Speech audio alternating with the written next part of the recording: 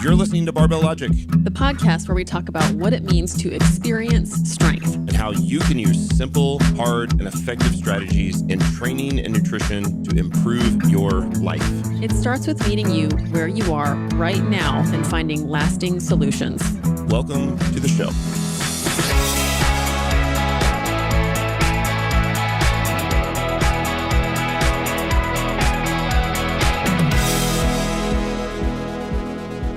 Hey everybody, welcome to Barbell Logic. This is Beast Over Burden. I'm your host, Nikki Sims. I am the CXO at Barbell Logic, and I'm a coach. And with me is Andrew Jackson. He's the COO.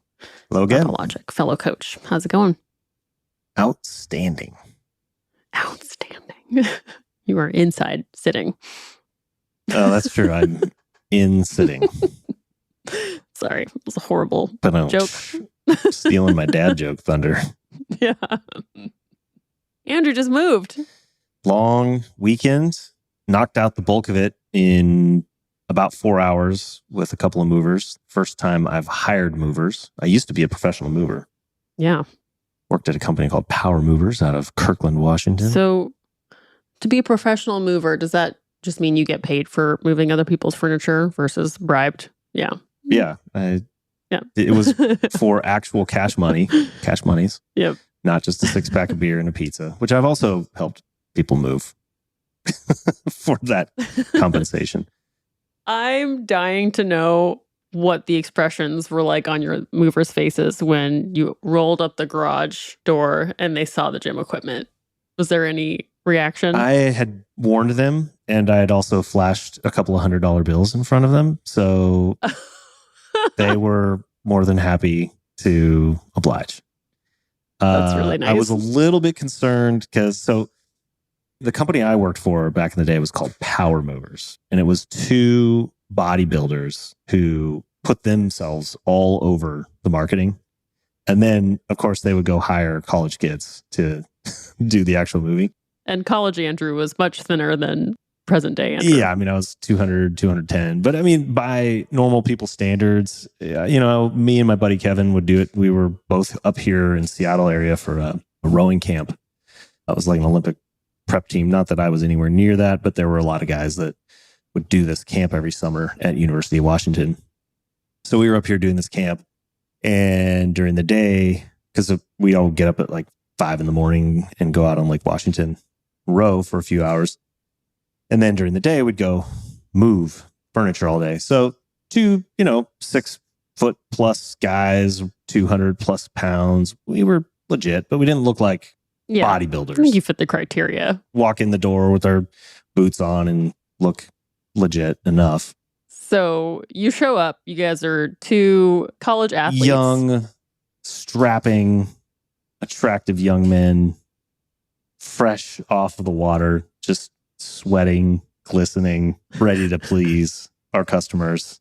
And the brutal part of that job was people, and I will put myself in this camp after this weekend, people have no bleeping idea how much work it takes to move a house.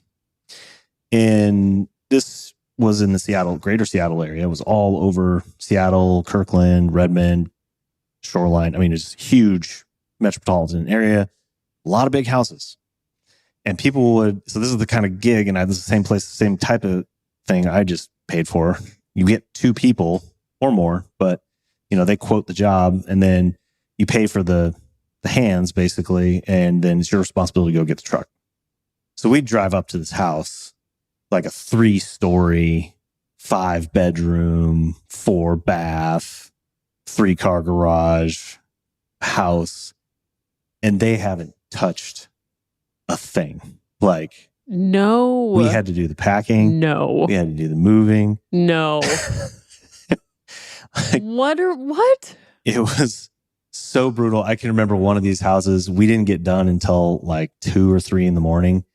And my fingers were smashed flat. Like the skin, like the flesh on my finger was flattened from carrying stuff all day. Oh my God. And we didn't even have proper equipment, really. It was just you show up with your car, you and your buddy. And sometimes it'd be a 4-person team, but Man, if they didn't quote it right, it was brutal. But anyways, so these guys show up and I warned them. I was like, look, guys, this apartment is going to be the easiest move ever. We've, Claire and I had cleared out all of the boxes.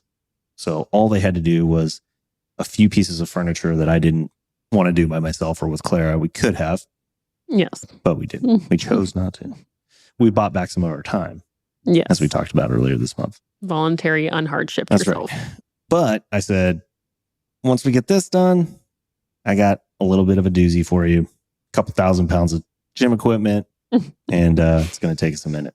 So I underestimated even moving the apartment. I thought it would be easy. But they actually had a bit of took probably an hour and a half to do the apartment, which kind of surprised me. The bed was the worst. This was part of the reason why I got movers is I didn't want to deconstruct I have one of these like stackable foam mattresses so that you can actually deconstruct it into 2 twins or whatever, full-size beds. Yeah. And they ended up just wrapping this thing up like a taco. And then they used the shoulder harness thing. And it was still, I was watching these guys. It was still a bear to get in and out of the house. I felt a little bit bad about that because I could have taken it apart for them.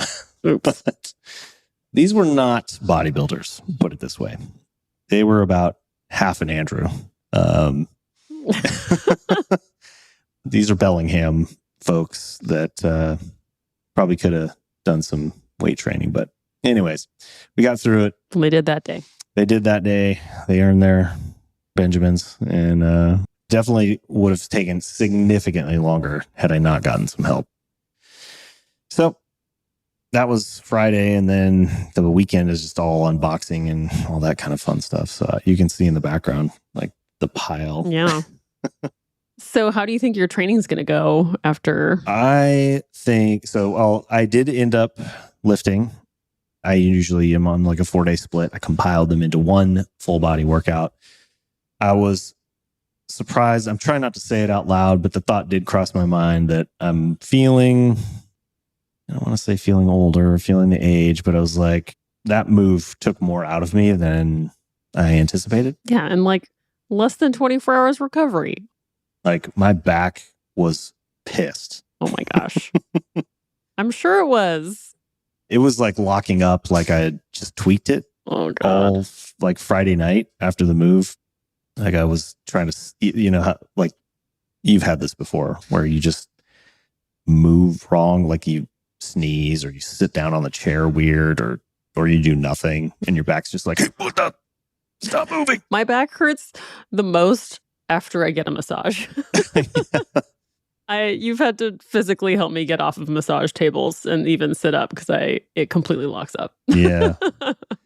That's what I was doing on Friday night after the move. And so I had delusions of grandeur that I was going to lift before the move and then after the move, but the day got away from me. So I didn't get to lift before the move, which is probably a good thing, actually, because it was so much work. Yeah. But just last night, I finally got put one together because I was like, if I don't squat and do a little press and maybe some chins, then the next workout's going to really suck. So. Yeah, because you're listening to this on the other side of Thanksgiving, but we're recording this right before Thanksgiving, a couple of days ahead of time. So yeah, preparing for that. I've always trained through moving.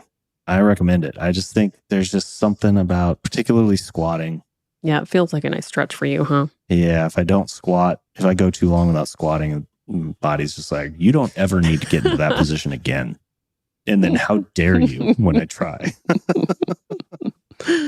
Yeah. Fun. Yeah, that's the big news here. Well, this is the time of year when I think it's good to talk about nutrition. Always. We've done it before. Every year. And this is the season of eating, and it's a wonderful time of year. And it's often time we get questions from our clients. I even posed a question to my nutrition client, just checking in on how they're feeling about the approaching days of feasting. And I think there are lots of different strategies, different mindsets, and it'd be interesting to go into that and see if we have any different thoughts on it this year. Well, that's a great way of framing it in a couple of different ways. One, yes, we do talk about it, but it's been a year probably. I mean, I remember doing a holiday episode last year where we were talking about stacking days, or like trying to think about the total number of days. It's like from the day before Thanksgiving to like Super Bowl. We even said before Halloween. Yeah, that's true. Because you got to factor in the Halloween candy. It was like Halloween to Super Bowl. Yeah, that doesn't really get to me, but yeah. Yeah. Just a long Oh, you haven't been seeing in the VFDs all the Halloween candy? No, I don't have that many people. I still got clients working through Halloween candy or their kids' Halloween candy. So yeah, that's 4 months of potentially caloric surplus. So that's like, what is that, 25% of the year potentially? Yeah. In a changed habit. So we talked about that last year, but it's been a year. You've learned some things. You're a different coach than you were then. And I'm curious what, if anything has changed, or if not, what are the conversations that you find yourself happening or having this year? Well, I think last year we were talking about this a lot around my intention and what I ended up doing was going on a pretty strict nutrition plan from January 2nd through my birthday in March. And that went really well. And I'm glad I did that because that was still a good chunk of time for the year to be in a pretty controlled state and was able to see how responsive my body was to it. And it was good. Gives you confidence. Yeah. That you could do it again. Yeah. Or like it's a lever you could pull whenever you want. Yes, which I will. And I did another couple times during the year. But when you think about it that way, the year starts feeling really short. And, it takes, that was like a good 8 weeks of pretty tight nutrition. Yeah. And I think I ended up losing like 3 or 4 pounds, which is a lot for me. And that's enough for me to visually be different. But then when I think about, okay, end of October through Christmas, that is a long time as well to much more easily eat in a surplus. Yeah. Like for the amount of time that I spent in a deficit January 1st through March 9th or whatever it was, if we took that same amount of time and eaten that much of a caloric surplus through the end of the year, that's significant. You could eat the equivalent surplus in like 1 week, I would wager. Oh, absolutely. Yes, without a doubt. Like, what do you think your deficit was over the course of 8 weeks? 30,000 calories? I don't know. I can't math that on my head right now. Because you were only like in a couple of 100-calorie deficit per day, roughly. Yeah, it was just a couple hundred. It wasn't that much. So let's say it was a 200-calorie deficit, which, I don't know. So that's actually only 11,000 calories. Yeah. So if it was 500. Which, yeah, we'll eat that on Thursday. Like, I'm going to eat 11,000 calories this week on one day. That's actually very possible. Depending on how many breweries we go to. Me. Yeah.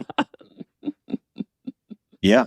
And so I think between the beginning of the year, going through that and the end of the year now, and just doing this year after year after year. And funny enough, even what you were saying about moving a big house is like, when you live in a big house, you don't realize how much stuff you just bring in. You just bring in little things. You bring in this little side table. I wasn't even living in a big house. I was in a 2-bedroom apartment. I thought I have nothing. And yet I kept pulling stuff out. I'm like, what is this? Why do I have this? It just comes in one little thing at a time. And that made me think of eating, where it's just like, well, eating and training, it took me 39 years to get into this physical state. I sure as hell better be patient when I'm trying to change that physical state, because it's also 39 years of habits. It's a huge 5-bedroom house of habits and things it's and also, memories. You're fighting against biology here as well, because on one hand, I could show you the math. Like that's a very stark comparison to say, if you're in a 200-calorie deficit every week for 8 weeks, which is pretty dang tightly controlled, like you don't have a whole lot of margin for error to maintain that kind of level of accuracy. You've only been in total an 11,000 calorie deficit. To accumulate 11,000 calories of excess intake, like I said, you could do that in a week without even trying. Yeah, for sure. Of pizza I'm nights. sure I did it in Budapest. Yeah. 1 tankard of Aperol Spritz. Yeah. True story. And not only that, but on the deficit side, your body is actively fighting against you to lose that weight. You're wired to retain calories so that you can live longer, without food. And I train in a way that is like, it's generally to build. Right. And so meanwhile, while you're trying to cut body fat and your body is resisting that change Sure. the whole way down. So it's like this really tough sled that you have to be super patient with and super consistent with over a relatively long period of time. I think that's a really interesting insight, what you just said there, that it makes the year feel really short. Yeah. And it makes me want to still have a really enjoyable time during the holidays. I'm not going to change that. But on the days where there's nothing extra and I don't need to, I'm not just going to indulge for the sake of indulging, because I have days blocked out to do that, Yeah. I think that resonates with me personally, and also with the advice that I find myself giving my clients lately is to not track or control or regulate at all on the big days, like the Thanksgiving, Christmas, holiday party. Like, unless you have ultra specific physique goals on a specific timeline, I suggest not paying attention. However, outside of those, I personally and often recommend that the quote unquote baseline diet be a slight deficit is my preference. Yeah, I think I didn't encourage that last year, but now I do. I mean, if you're not sure what that looks like, might need to start with a week or two of weighing and measuring. Yeah. But I'm assuming that people on the quote unquote baseline are eating relatively consistently.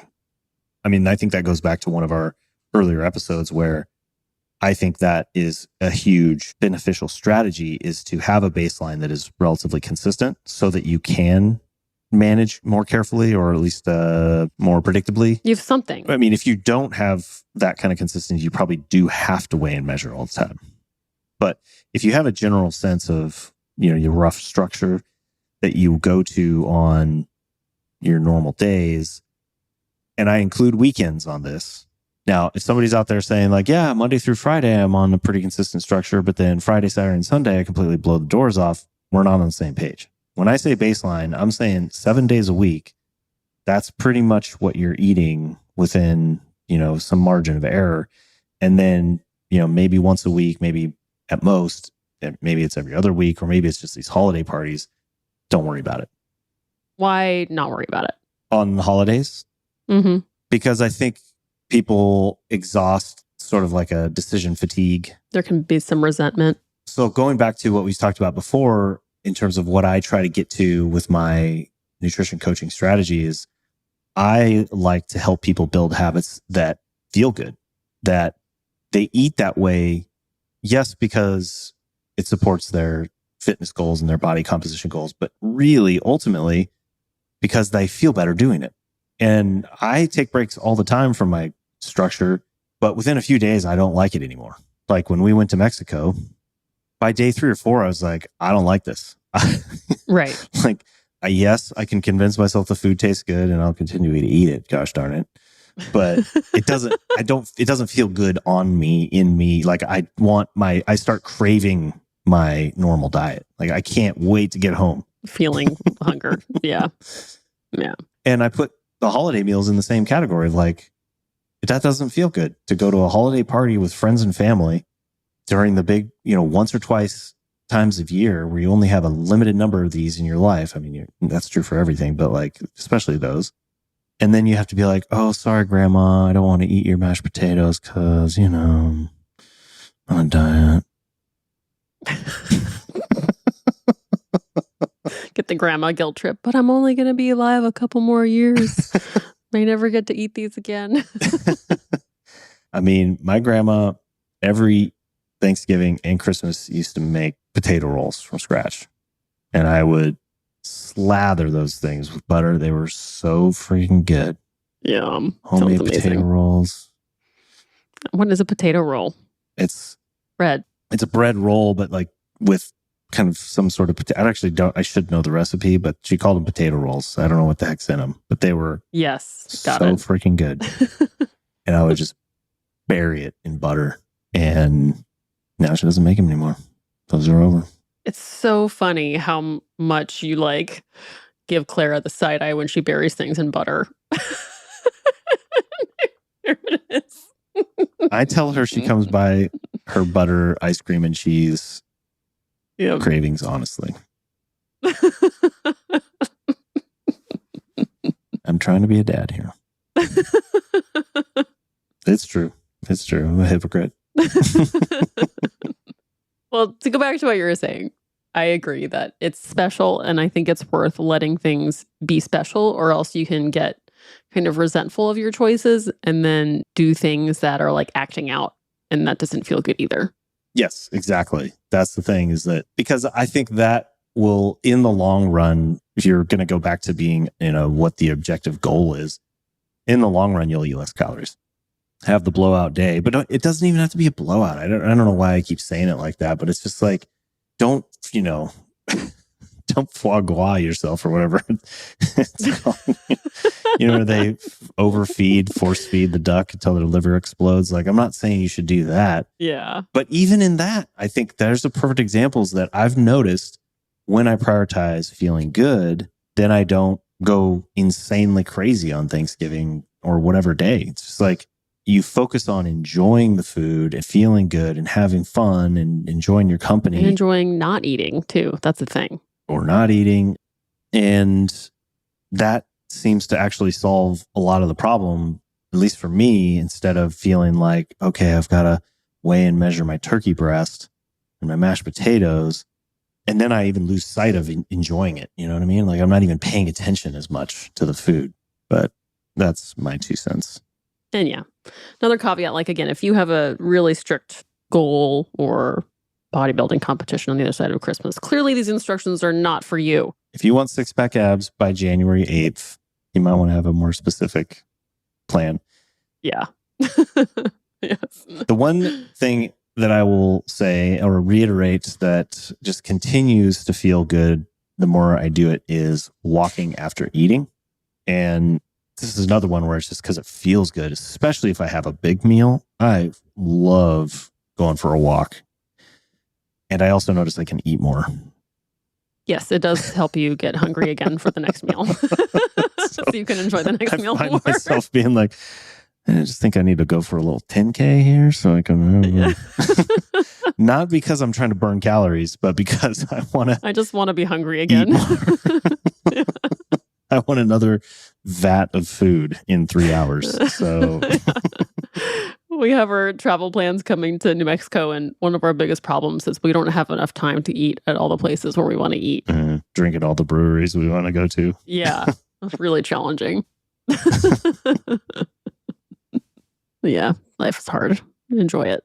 But yeah, keep moving, keep training, plan ahead, and hopefully and if you haven't done it this year, you can get started, or you can do it next year, is establish a baseline of what a day, week, month of eating looks like, how you do it, and how that makes you feel, so that you can have the awareness and feeling of a type of good feeling that isn't tied to an emotional relationship with food, but it's tied to, being energized and sleeping well and being at a body composition where you're comfortable, where it's tied to that versus some sort of instant gratification thing from eating an entire sleeve of Oreos or whatever it is, where you're just like, fuck it, I'm eating this.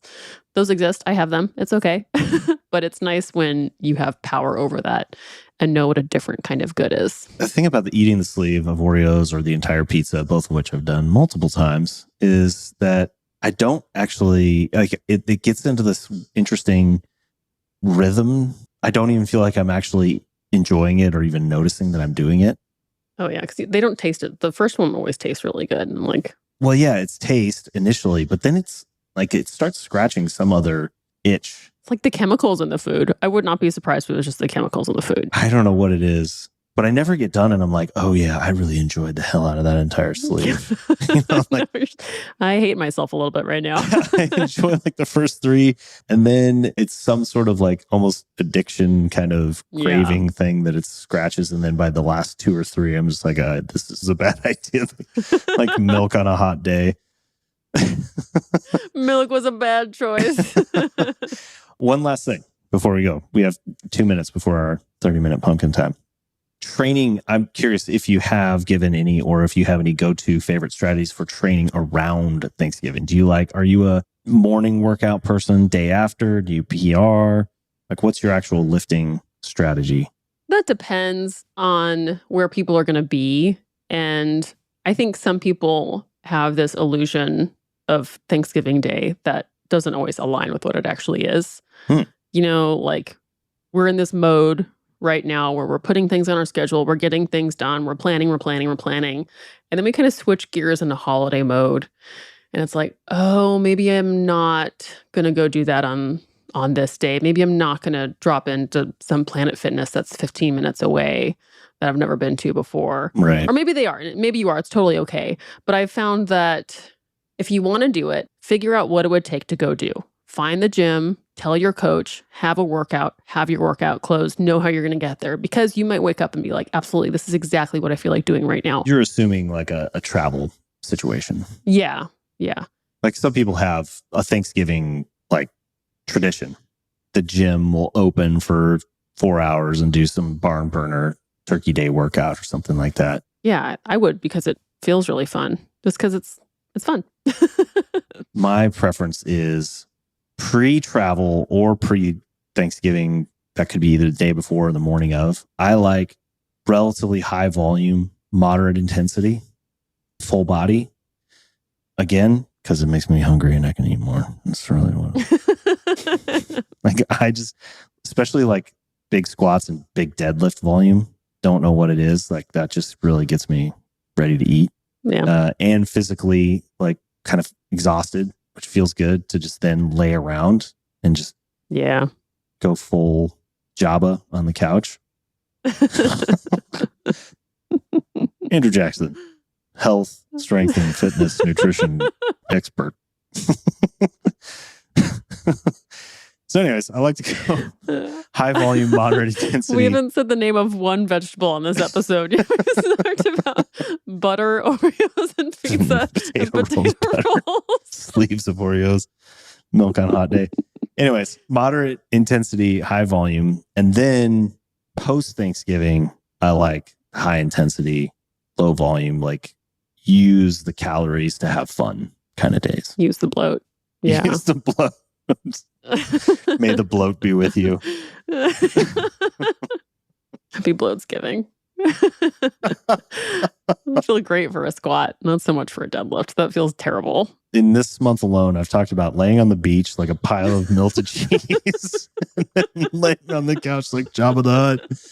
Health.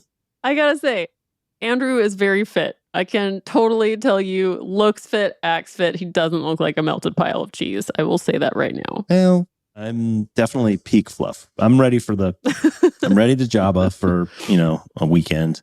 And then an additional and then get back to my baseline and get back to my baseline deficit. But I think I'm going to join you on that Q1 recomp, assuming you're doing that one again. Yeah, I will. I'm going to be turning 40 in March, so I want to make sure I have abs on my birthday. Let's do it. Mm-hmm. I'm here for it. Although I am sad because I know my butt measurement's going to go down. I have to think about that one. And what if Detroit goes to the Super Bowl? You're going to give yourself a day off? Of course. You know what we should do is plan a refeed for the Super Bowl. Yeah. There we go. Okay. All right. And anyway, thanks to another episode. Thank you for listening to another episode of Melted Cheese Jabba Logic.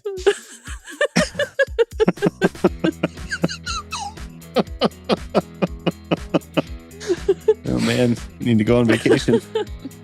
Well, everybody, we will be here next week, a little fluffier, just as happy, and thanks for listening. Bye-bye.